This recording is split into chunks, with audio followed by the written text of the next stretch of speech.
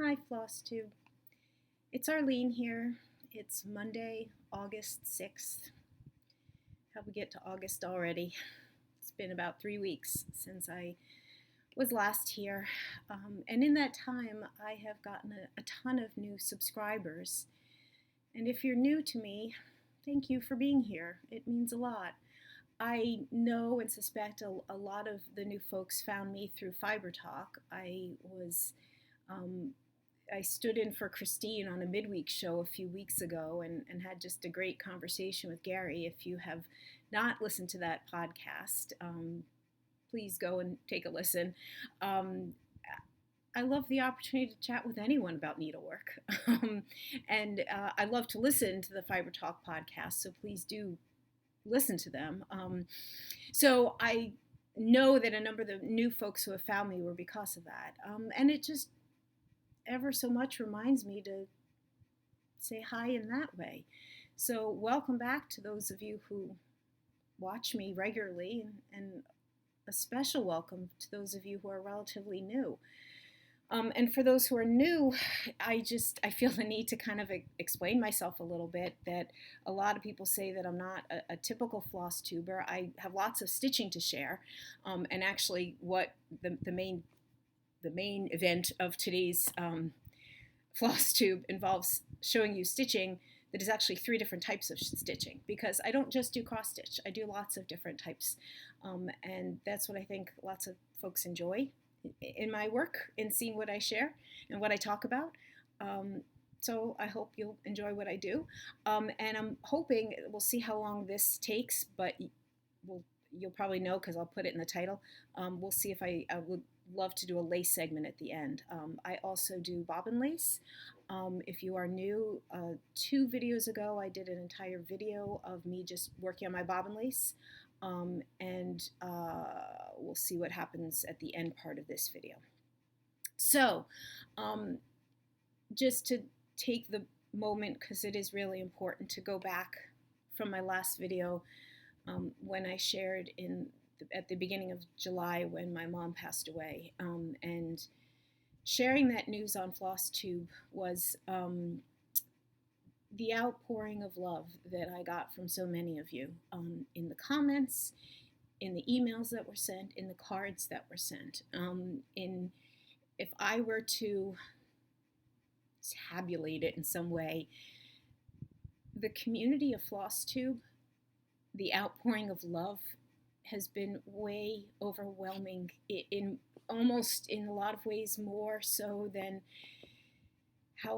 what I have felt from people that are like in my day-to-day world, people that I've certainly known a lot longer, certainly people that I've seen in person. Not that I needed another reason to love this community, but there it is.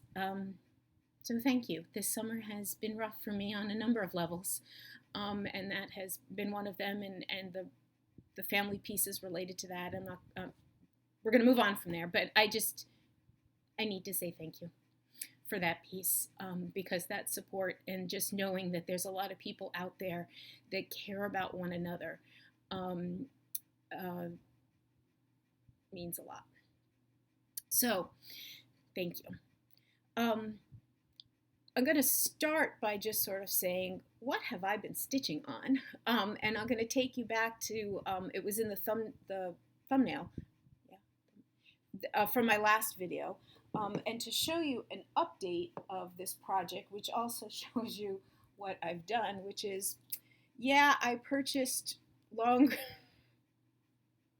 see Gary, I can look above it. So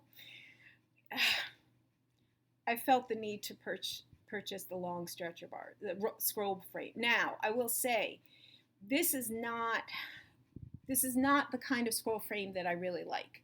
This is the inexpensive version that you can find on eBay. But I couldn't justify in my mind getting 30-inch scroll rods for the framing system that I use, that I love, that tightens them really well, just not knowing when I would use it again. Okay, but this is the what I'm currently working on, and I have it on a good frame. I am using these extra. I don't even know the real names of them because I don't have the packaging. And Gary and Christine were actually talking about things like this on a podcast, although it might have been. I was listening to it not that long ago, but I feel like it might have been long ago. Um, they're just clips. They clip on, and they're supposed to serve the exact purpose that I'm using, just to help keep things tight in the center. And do you have any idea that like literally my arm is all the way stretched out here? Like that's how long 30-inch bars are. Okay, but I don't even know if you can hear me when I talk well. All right, but as for the stitching that's on here, okay, here's what I've been stitching on. So this is a Blackwork piece that I've designed. And if you don't, whatever you know or don't know about Blackwork, just please remember, there's no stitching police that says Blackwork has to be black thread on white fabric. It's often traditionally that. But I purposely wanted to do this to look like lace because that's the inspiration for it. And just to share with you, I brought this up. This was shown in a video a few months back, and I even, in the summer heat, I think it's like 95 out there today, I brought up this blanket because it's the best way to show you. So this is a filet lace tablecloth. Filet lace is a type of lace making that is done with a needle. I talked about this in one of my videos. I'd have to go back and find which one it is. So I know how this was created, which is really cool for me to be able to just study it. But the design on it, so this is a tablecloth. I can hold it up, or at least show you some of it.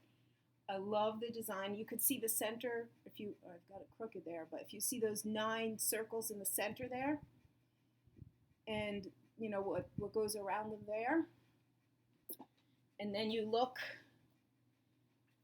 at the 9 circles.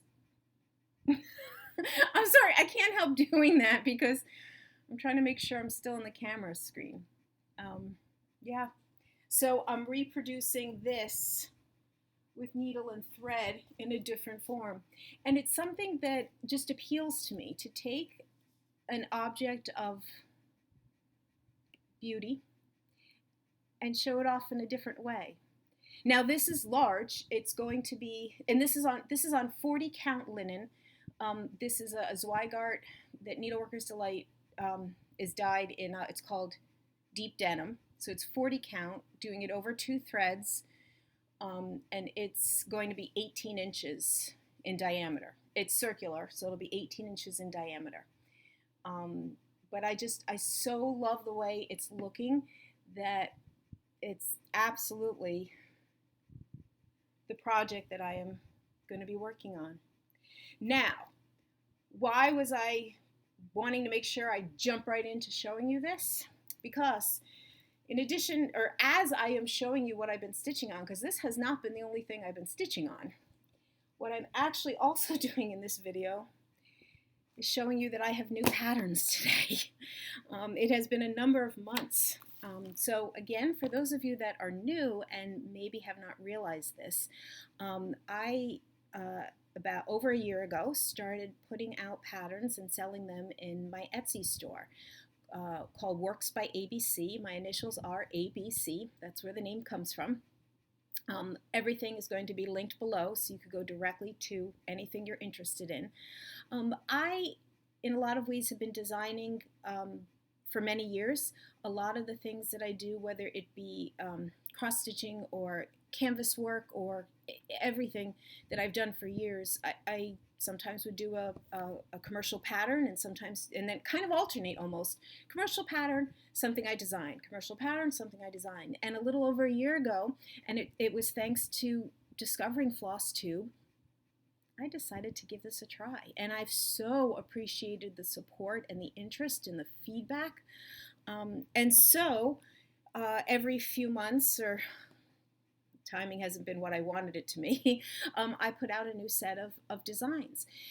So this first one I'm showing you is called Gossamer Lace in Blackwork. Now, obviously, I don't have a finished model. Every designer out there, I shouldn't say everyone has a different plan. There's a lot of ways to do this. The common way is you stitch up a model and you put out a finished product using the model as a picture. But not everyone does it that way, particularly a lot of folks who sell on Etsy or are the small independent folks who just can't do it. My trouble is I have so many ideas for designs, I can't keep up. The other thing that folks have given me the feedback is that I don't have a particular style, even when the majority of my designs are cross-stitch. They're not all the same type. There's a wide variety, and I think you're going to see that. I have 7 patterns to share with you today. 1 is Blackwork, 5 are cross-stitch, 1 is canvas work. And even the 5 cross-stitch are very different. But, so let me just share with you Gossamer Lace and Blackwork. So this is what it will look like, sort of, if you did it on blue fabric with white thread, and there's at least part of what my stitching looks like. And so this is the Blackwork pattern of that. Now I fully recognize cross-stitch is a very popular thing these days. I think we all agree. Whenever we see or hear the jokes of old lady crafts and stuff, at least if you're watching this Flosstube, you disagree with that. But because the filet lace tablecloth lent itself so well to cross-stitch, I have that same design as a cross-stitch pattern. Now, I made the front picture the reverse color so that there wouldn't be, hopefully there wouldn't be any confusion if you were purchasing it one way or the other. I've also wanted to point out, if a piece this size is not appealing to you, there are a lot of motifs in here that could stand alone. So, I should have cut these out, I should have done some finishing, I did not. But so here's another little bit of stitching I've been doing recently. So here is cross-stitched, here we go, 1 motif. Now there's basically 1 predominant thread color that needs to be used with a second minor color, but you don't even need to use the second minor color. What I have used here is DMC 161, and instead of, I was originally going to use like another shade, 160 or 162, and instead what I did for that second color, which is the inside of that, was 1 strand instead of 2, and just a half cross. I liked the effect. Here's another motif. Again, should have cut these 2 out, should have finished them off in some way, didn't do that. Here's another little motif taken from the bigger design, where you could do all kinds of little things. The other piece or the other idea that you could say, I really like that, but only, this much of it. Just do like the inner circle part. The other thing that I've been working so hard on, especially in these last few days, when I could say that my creative work on the patterns is done and now I'm just into the slog of the computer aspect, is that I'm thrilled that I've improved my, for lack of better words, formatting. And you may or may not notice it unless you have previous patterns of mine, but I can say that my charts are now, they're formatted better.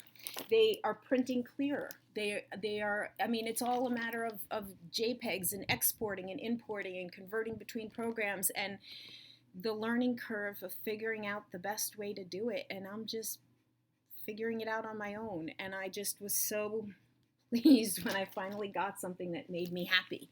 Like, yes, that is much clearer than it was the other way I was doing it. So to me, that was a major step forward in my design work. The other piece, definitely important to share, for all of my patterns, for these two, for all of my patterns, I make them available in my Etsy store, both paper patterns that I will mail to you, or as PDF downloads. So you can get them either way, whatever is easiest or whatever you prefer to have. So you can find them. And again, all the links will be available down below. So that, again, this is going to be my main, in my mind, my main stitching piece going forward, at least for the next bit of time, because it's something that I'm really enjoying. I don't want to make a push of designing patterns to ever take away from a love of stitching, and to really be loving doing the black work, which I haven't done a black work piece in a while. That's something that's just so important to me. So the next few I want to share with you, again, it's sharing what I've been stitching on at the same time as new patterns. Gives you the sense of how much of a variety I have in my interests and in my stitching and in my patterns. So here we go. I am so aware that samplers, like schoolgirl samplers, are a big thing out there, and there are lots of designers that do the reproduction samplers. I'm not stepping foot in that game right now because there's so many people that do it so well. But I have such an appreciation for it. Like, that's what I've learned over the years, is just the appreciation for things, even if I don't stitch them myself. And just being more and more aware of the reproduction samplers and just poking around places online. I'm just trying to explain how this whole idea came about.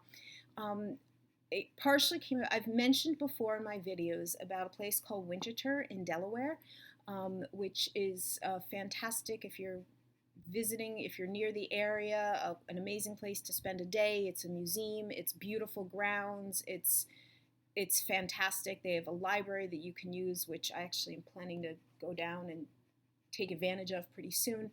And twice I've been able to attend their like academic conference on needlework. When I was there 2 years ago, I learned about the Westtown School. Westtown is a current modern day school. It's K through 12. It's a boarding school for high school, but it's been around since 1799, I think, something like that. Oh wait, no, I'll tell you exactly when. 1799.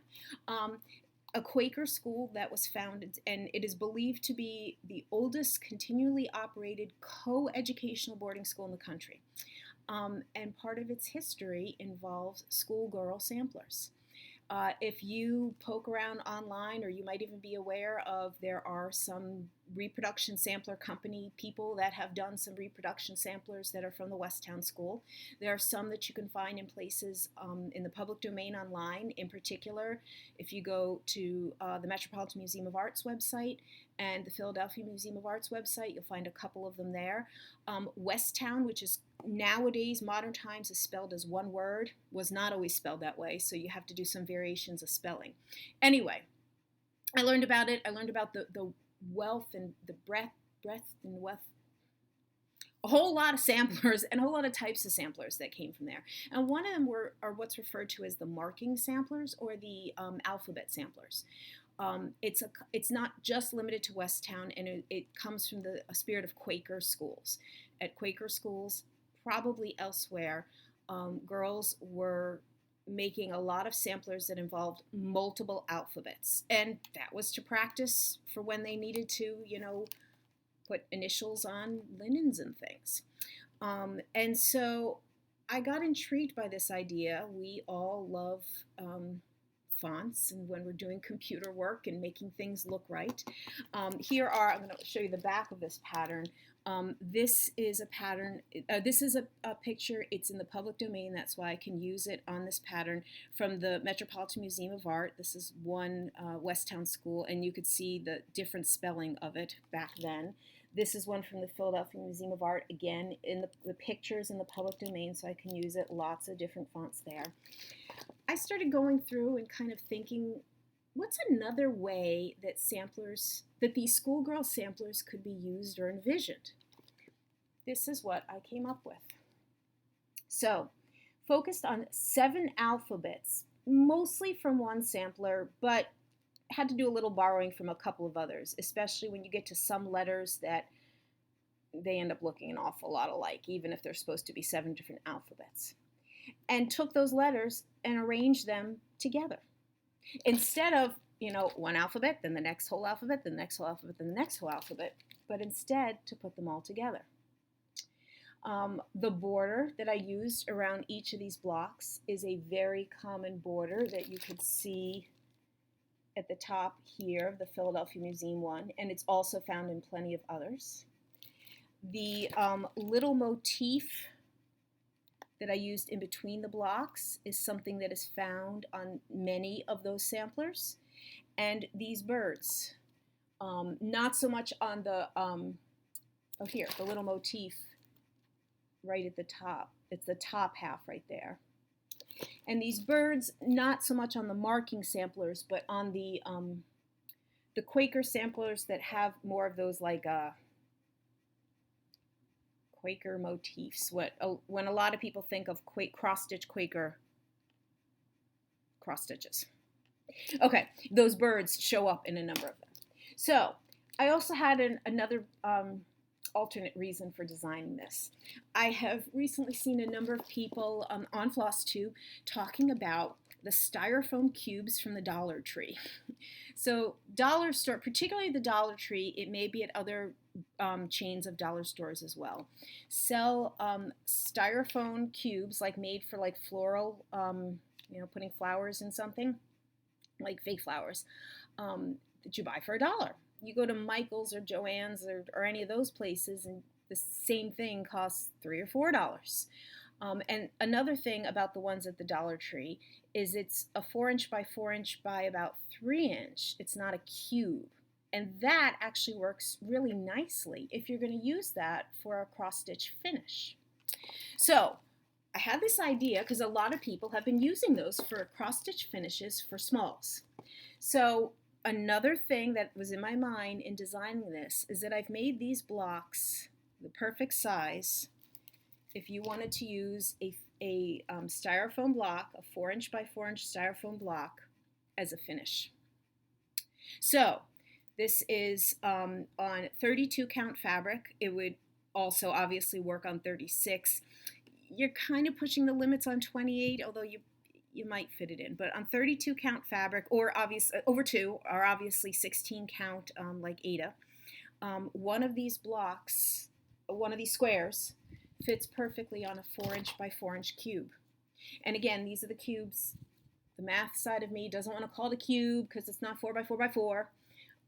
But for a cross-stitch finish, it actually, I think, looks nicer that the width of it is thinner. And this is all pins.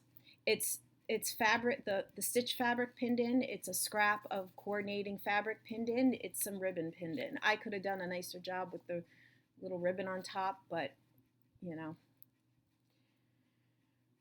I'm sure there's tons of YouTube tutorials on nice ribbon bows, okay? I just stitched this on some scrap fabric that I had with I wrote it here. Silken Colors Aged Plum over 2 threads, because it's something that I had, and I liked the look of the variegation. So again, like my other reason for designing this in the size that I did was to make it fit on this. So it's a tribute to alphabet samplers from, marking samplers from Quaker schools, particularly the Westtown School. And I've written a little bit about that on the back. You could do the whole thing. You could do your initials. I was hoping to stitch ABC. I just got the A done. But it gives you a sense of different things that you can do with patterns. You don't have to do the whole thing. So I've been stitching some cross stitch. Next up. Oh, okay. So another theme that runs through a lot of my patterns is, well, as I sort of just shared, is looking back in history. And one place that I go for inspiration is old pattern books. And when I say old, I'm talking centuries old. And in the various searches, I found something really new, or something new that I was really excited to find. A woman by the name of Margaretha, that's how I'm choosing to pronounce it. She's German, so if somebody can correct me, I'd appreciate that. Margaretha Helm. Her dates are 1659 to 1742. And when I saw these images from a scanned book from an old, book from a library, or museum, and library. I saw the name. I said, "Gosh, that seems like a female name, because that's pretty rare. All these books always have a male associated with it." And sure enough, it's rare. I was thrilled to find her. So she published a 3-volume work in 1725. And the fact that it was published under her name, so rare. She worked, or her main chunk of her working life was out of Nuremberg in Germany. And there was a register of craftsmen and artists working in the decorative arts in Nuremberg that was published in 1730. And it records that only 4% of them are women. So as you can imagine, how rare is this? So in that book, I found a few designs that I would love to bring to life, and this is the first one. It's called Margaretha's Flower Jugs. Flower jugs. I wouldn't call those jugs, but Margaretha did. In the book, in the description of they're referred to as plates, like the pages, the plates, plate number, whatever this was. This was in the words that go in it, it says, textiles for the domestic interior, jugs of flowers which can be woven or sewn in cross and satin stitch padded. So if she's going to call them flower jugs, 300 years later, I'm still going to call them flower jugs. Now, I had to make a decision about colors. You don't have to do what I've charted here. I've charted, I think it's 13 different DMCs. I'm going to show you, because I have them sitting out here, although I don't have a good way to show them to you, because I don't have them laid out very nicely. That was not smart. Here's what I did, in case you're interested. And this was totally inspired in my last video when I was talking about mauve, and the fact that DMC had some that were called antique mauve. Did a control find search. What other color families does DMC called antique? Well, these are the ones that are antique blue. These are the ones that are antique violet. There's the antique mauve. That is an antique brown. I just needed some browns. So I picked out some colors that had the word antique involved in them. If you're ever curious, when I show DMCs, if I show you ones on bobbins, these are my oldest ones. I have not bobbinated DMC in years, but I still have the ones that I put on bobbins. So I just pulled out these colors, and anyway, but everything else I have is in baggies. So sorry this isn't showing you very great, but this is the idea of the color palette of what I've designed. So I think her flower jugs need to be brought to life. I think more people need to know about her. I was trying to do some research on her. I shared a little bit. I thought more people need to know about her. I was so excited to find there was one scholarly article that was written about her in 2010. I just printed out the first page. It was about 20 pages long. It was from an academic journal called the Journal of Design History. I'm going to look that up. It was published by the Oxford University Press on behalf of the Design History Society. I just printed out this first page, and I was printing, I'm looking at this, and I need to go back and learn more about the Design History Society. So this was volume 23, number 4 of 2010. And check out the title of this. Deserving Attention, Margaretha Helm's Designs for Embroidery in the 18th Century. Yeah, yes, deserving attention. So, Mora Thunder, this woman, good for her. Thank you to her for helping me learn a little bit more about Margaretha, and perhaps look for more of her designs in the future. A lot of them are simple, repetitive things you might find in textiles, like woven into textiles, but there were a few like this that really could become beautiful and unique cross-stitch designs. And so I hope they appeal to some of you. Okay.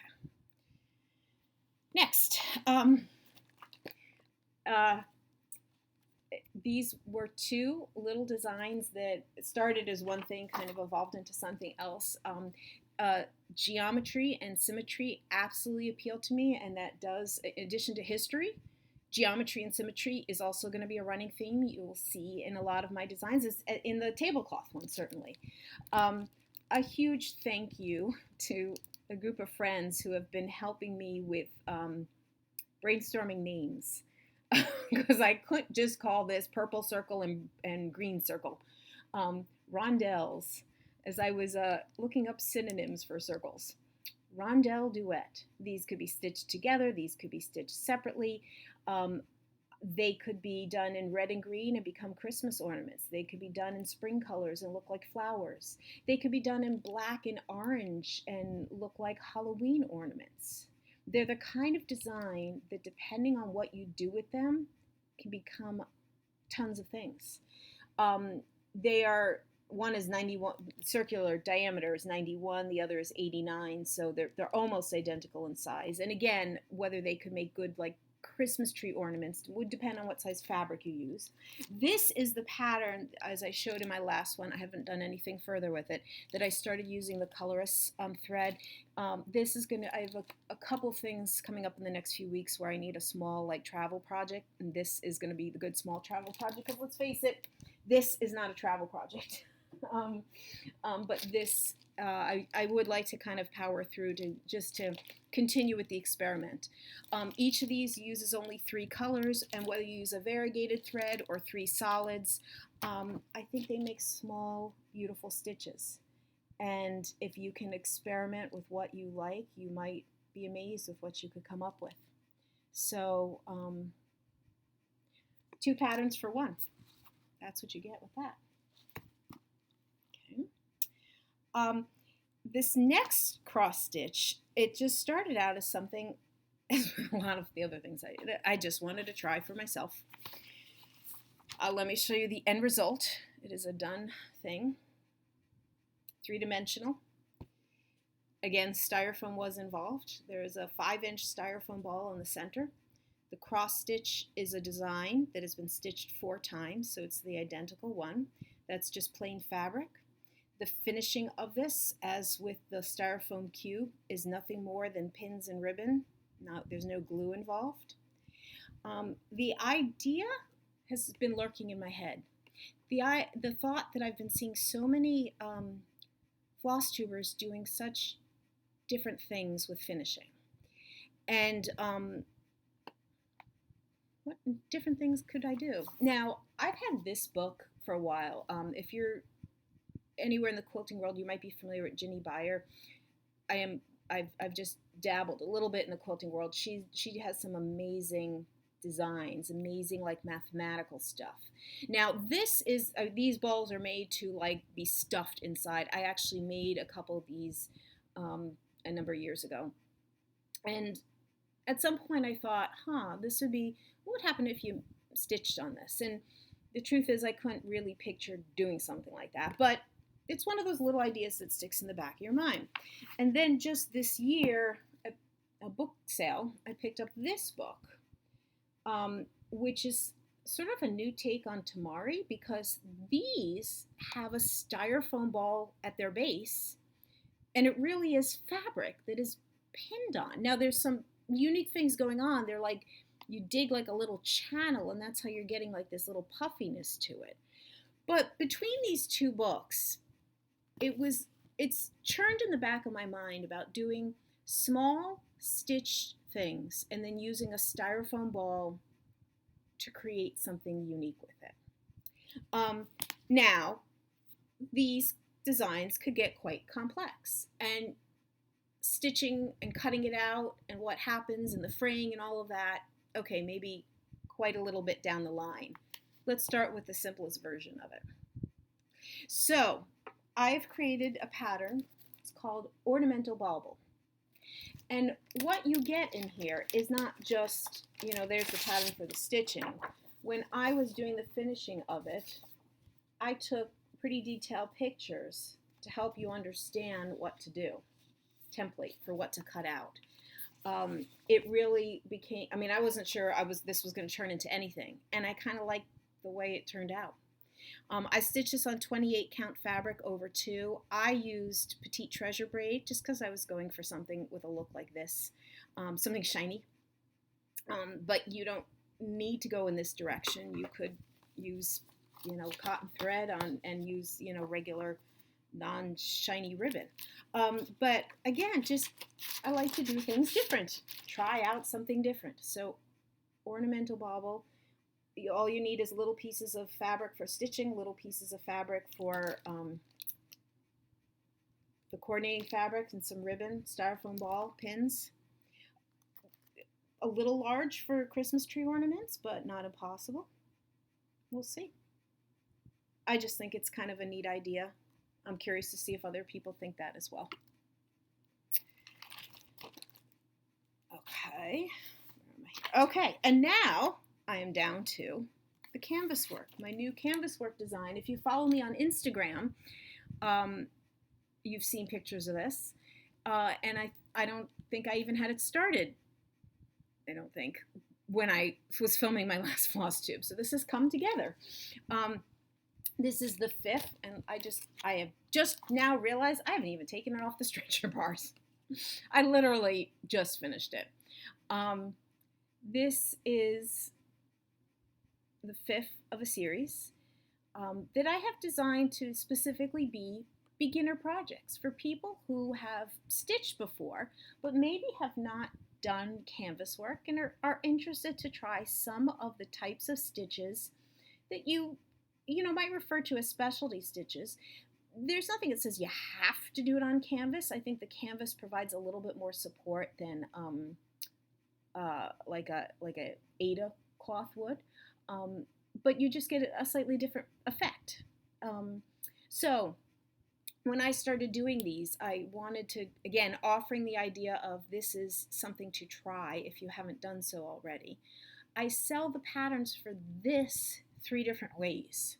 You can buy the paper pattern, you can buy the PDF pattern, or you can buy the paper pattern with a piece of canvas. So I will sell you the 9" by 9" piece of canvas, which I meant to have a piece in front of me and I don't. Because I know that I design these just using regular DMC floss. One of the hallmarks of a lot of canvas work designs is to use all kinds of super cool and different threads, and that's all wonderful and great. And maybe you do something like this and you discover, hey, this is cool. Let me go seek out some other designs and some other designers and some other things, and you have a great time with it. But I design these for someone who's just trying it out and just wants to use what is available, like DMC thread. But getting the canvas is often not easy. So that's why I offer that as an option. The size comes from the fact that I mail mostly in 9 by 12" envelopes. So it's a 9 by 9" piece of canvas, and the square is about 4.5 inches.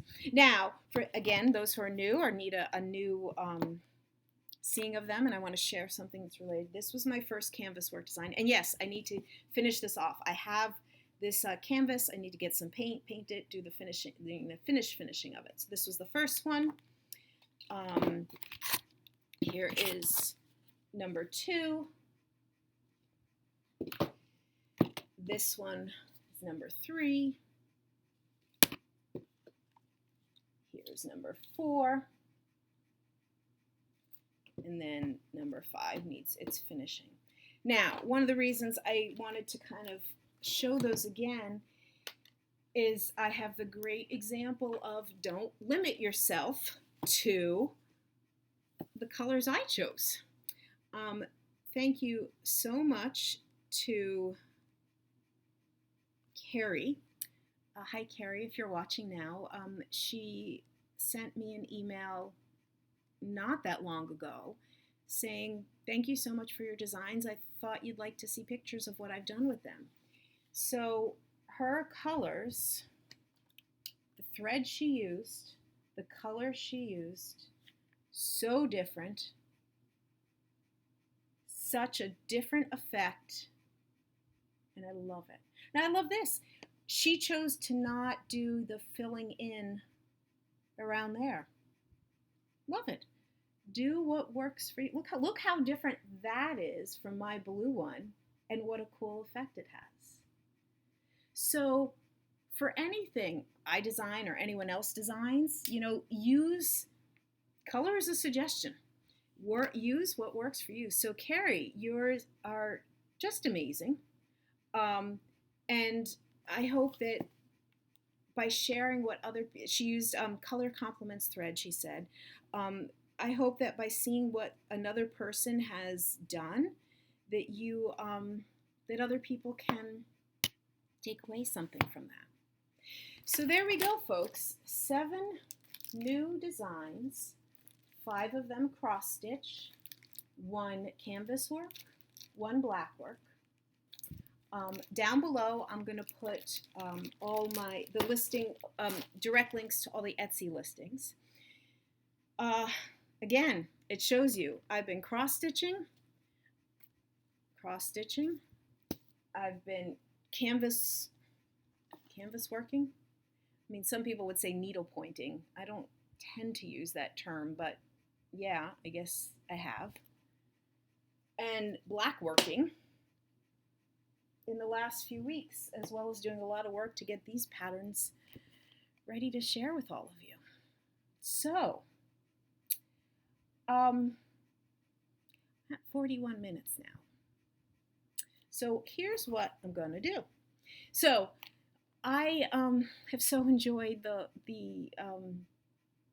feedback I've gotten from those who have loved being introduced and watching with me, watching the bobbin lace work that I do.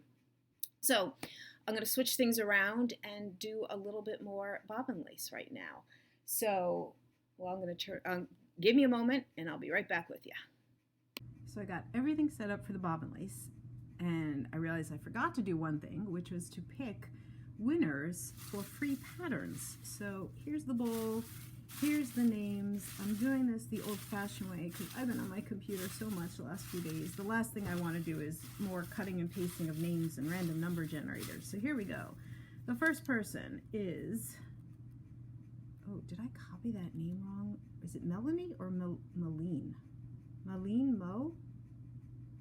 If it's Melanie, I'm sorry if I wrote it down wrong, or Malene Mo. The next person is, again, I'm just trying to do this all nice and fair and just quickly, is Cat Crazy Creations. And the third one, I do this every time I put out new patterns. I give away 3 for free. Again, just trying to pick at random here. Not sticking together. This one is Leanna H. So these 3 people, you have just won a free pattern of your choice. It could be one of the 3 that, or one of the ones that I introduced today, or any of my previous ones. It could be a PDF version. It could be a paper copy version. Please be in touch. Either through the comments or my email, worksbyabc@gmail.com. Would love to get a free pattern to you. Thank you very much to everyone who had the interest in that. So I have loved being able to share about bobbin lace. This past week I posted on Instagram, if you are on Instagram, a couple of Instagram TV videos. So you could go check those out. But I'm going to talk here as if, no one has seen those or knows what those are about. And I'm going to try and keep my eye and try to do a few different angles. So here's sort of the big picture, and then I'll do some zooming in a minute. So as I have shared, I'm still working on the same pattern I was in the video I did back in June. Bobbin lace is the way lace was made before machines made lace. Anytime you are working a pattern, and one of the biggest comments I get is, how do you keep track of what, there's so many bobbins there? Well, again, I equate it to if somebody saw you cross-stitching and had no concept of it, would look at your pattern and see a whole bunch of, look at like a piece of graph paper with a bunch of symbols, and see that you have somehow translated those symbols onto a piece of fabric, but knowing that they mean different colors, and say to you, how in the world did you do that? And you're thinking, I just know what to do. Well, it's like anything else. Bobbin lace, you learn what you want to learn. And I started with, like every lace maker would, with some simple exercises to learn the basic, what's referred to as stitches. They are not needle thread going through a piece of fabric stitches. I think there's more equating them with the weaving world, although I don't know the weaving world. And of course I look at the weaving world and I say, how do they know what they're doing, and so on. But then again, I have not taken the time. I don't have the huge interest to learn more about the weaving world, but I bet if I did, I would have a much bigger understanding and appreciation of it. So anytime you see me doing anything, it is always with, 4 bobbins at a time, and they're always next to each other. I am always doing, with the 2 center ones, a cross, where I'm going from left to right. Then with the 2 pairs, I'm doing the right one over the left one. That's called a twist. So that first movement, the cross and then the twist, is always there. And then sometimes you do a third thing, which would be another cross. So that's what I'm doing right here, is cross, twist, cross. Cross, twist, cross. How fast you go, well, that's just the same thing as when you're first learning to cross stitch. Didn't you go slow when you first learned to cross stitch? Didn't you pick up some speed? Some people go slower than others. Some people go faster than others. You can see videos of some lace makers who are crazy fast, particularly those who work what's called palms up. I am working palms down. Look at what I'm doing. See how my hands are this way. There are lace makers that work this way. They work on what's called bolster pillows. So they are sort of using gravity in a different way. And again, you can Google around to understand that a little bit more. Let me just stay focused on what I'm doing here. In this design, or this area right here, I'm doing cross, twist, twist. I'm putting a pin. Every time you see my hand doing that movement, I'm putting a pin in, and then cross, twist, twist. So the filling area around here is all filled in with that idea, with that stitch. Cross, twist, twist, pin, cross, twist, twist. Here I'm going to go a whole straight line of doing that again. And maybe what I'll do is now zoom in. Maybe you can watch it from a different perspective. So cross, twist, twist,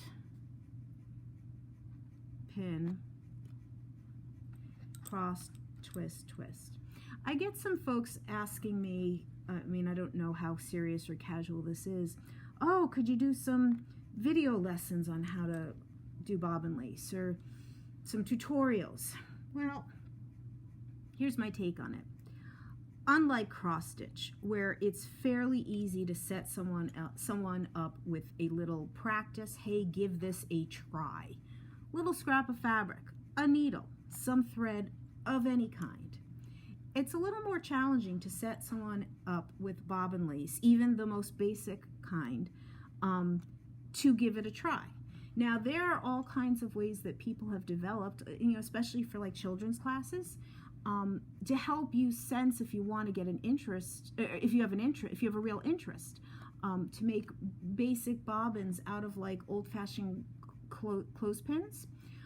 You could use like a pearl cotton thread. That's actually the way many lace makers, well, the way I started, the way my teacher started me, was with pearl cotton, I think either 5 or 8. Speaking of my teacher, Elaine, if you're watching, hi. I think I have mentioned this before, but I was thrilled at some point in this past year. Saw a comment just because of the YouTube name, did not recognize the name, but soon it became apparent. My first lace teacher, who I had lost contact with, has found me, and clearly still watches. Doesn't always comment, but Elaine, if you're out there, I'm thinking of you right in this moment, just as I said those words, how I started.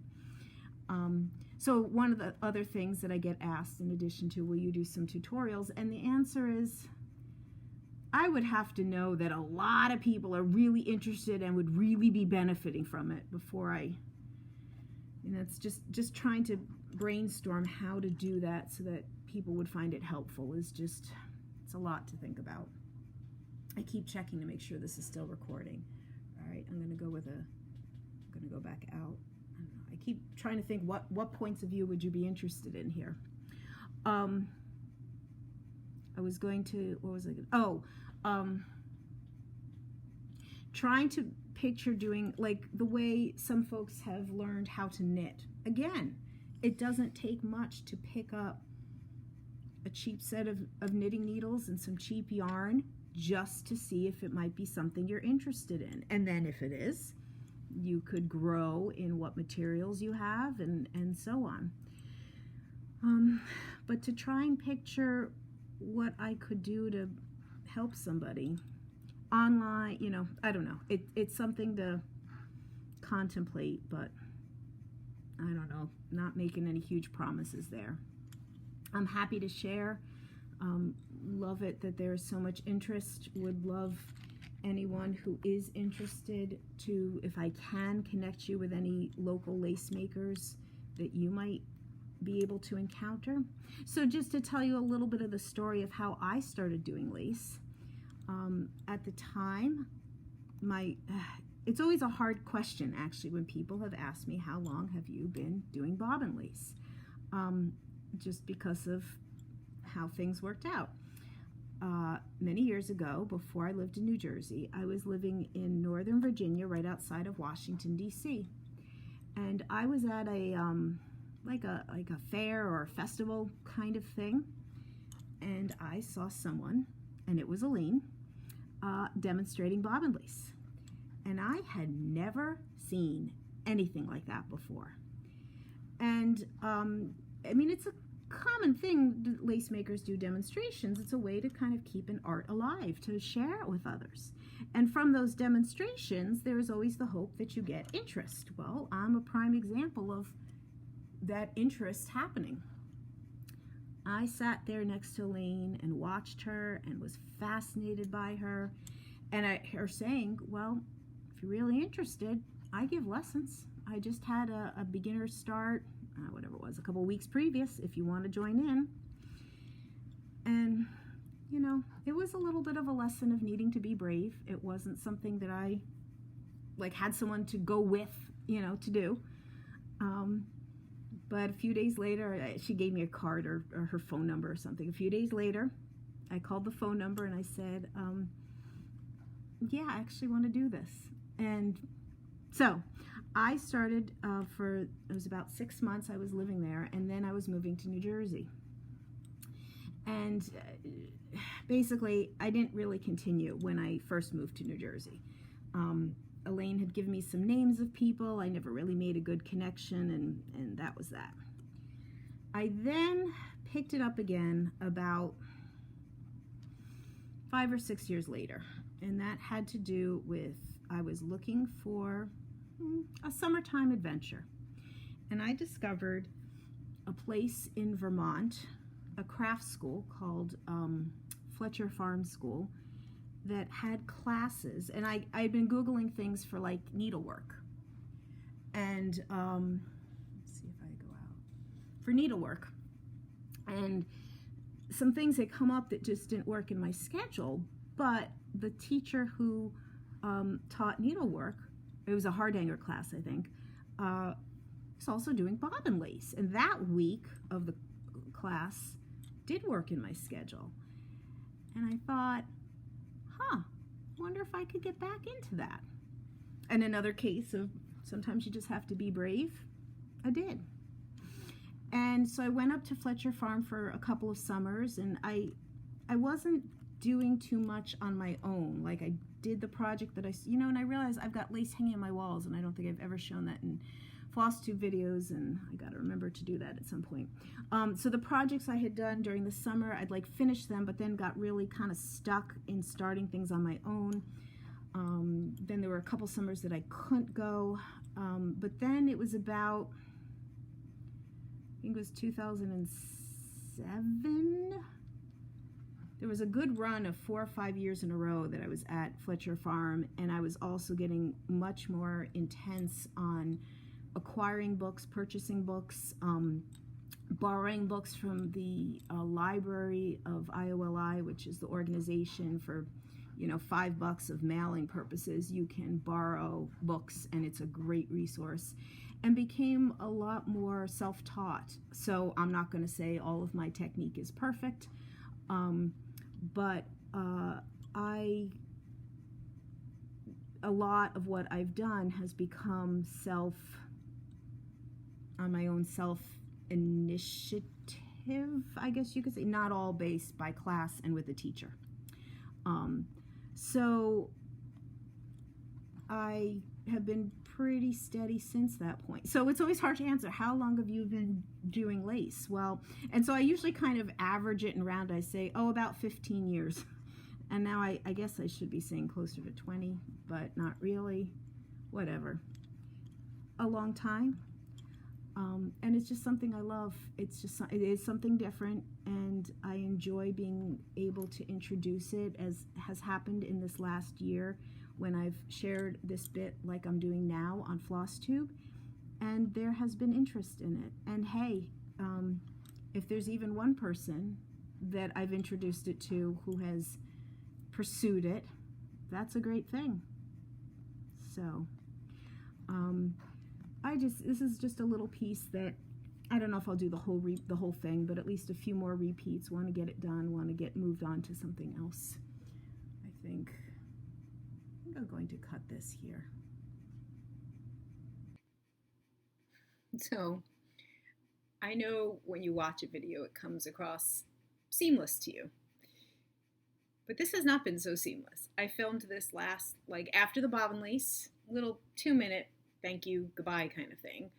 I've been downstairs trying to get started and getting the clips put together, and somewhere in that process, the little 2-minute goodbye clip has disappeared. And I sat there for the longest time contemplating, could I just end it with that bobbin lace clip? And I'm like, no, because I just cut it off. I need to come back and say goodbye. So I made myself get back up and going just to come back and say goodbye. But I think that's important. It's part of the connection and the relationship that's a part of the Flosstube world. So here I am. If you stayed with me through the bobbin lace, thank you. And I had meant to say, if you're not interested in this part, thanks for watching, goodbye, kind of thing, and I forgot that. But that's okay. All of us who do Flosstube videos, we do what we do. We're not professionals. Thank you, as always, for watching. Again, I appreciate so much this community, and that was never so much true as the outpouring of love that I have felt, especially after my last video. And that will remain true always. Thank you for supporting me in my design work and cheering me on and showing that interest. Thank you for the comments.